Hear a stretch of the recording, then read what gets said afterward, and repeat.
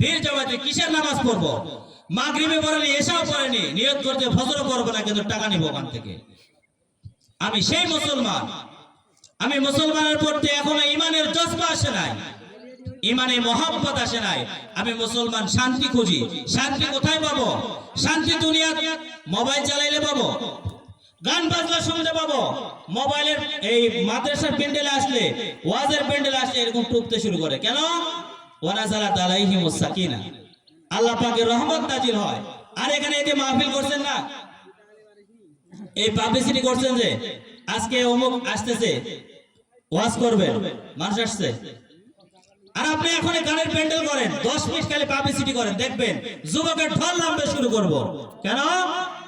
আল্লাহ পাক কয় ওয়ালা তাত্তাবিউ খুতুওয়াতিশ শাইতান, তোমরা ইত্তেবা করিও না শয়তানের।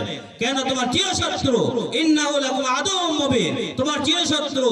তুমি তার কাছে বন্ধু হিসেবে প্রবেশ করো, তোমাকে অবশ্যই অবশ্যই অবশ্যই তোমাকে বাঁকা পথটা দেখাবে, তোমাকে সঠিক পথ কোনোদিন তিনি দেখাবে না। আল্লাহ পাক বলে ইয়া আইয়ুহাল্লাযীনা আমানু উদখুলু ফিস-সিলমি কাফা, এজন্য তুমি পরিপূর্ণ দ্বীনের ভিতর ঢুকে যাও। দ্বীনের ভিতর যদি তুমি পরিপূর্ণ ঢুকতে পারো, ওই শয়তান তোমাকে টানে নিয়ে চলে যাবে আরেক দিকে, বাঁকা পথে নিয়ে চলে যাবে তোমাকে। সেদিন আফসোস করবে। কবি বলেন হজর কোনসা সে দুশমন গো ইয়াদা কোন কেবর জানো জানে দস্তে তাগবন, সেদিন আফসোস করবে আর জাঙ্গের মধ্যে হাত মারবে, মগর কাজ হবে না। কাজ হবে? আমার নিঃশ্বাস যখন শেষ হয়ে যাবে, আমার ভাই, আমার বোন, আমার আত্মীয় স্বজন সকলে আসে আমার কাছে কান্নাকাটি করবে, কিন্তু হুজুর আসে কি করব? সুন্নত তরিকায় গোসল করাবো।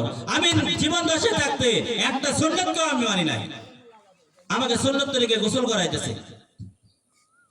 আমি জীবন দশা অনুযায়ী আমার যখন সুবিধা হয়েছে তখন আমি নামাজ পড়তে গেছি, যখন সুবিধা হয় নাই তখন নামাজ পড়তে আমি যাই নাই। আমাকে সুন্নত তরিকা অনুযায়ী কবর দিয়েছে। আমি এখনো মুখের মধ্যে দাড়িটা রাখতে পারলাম না, প্রতিদিন রাসূলকে কষ্ট দেই, কলিজার মধ্যে আঘাত দেই। ওর সাথে যে আমি মোলাকাত করতে যাবো, ও মোলাকাত করবে? রাসূল বলে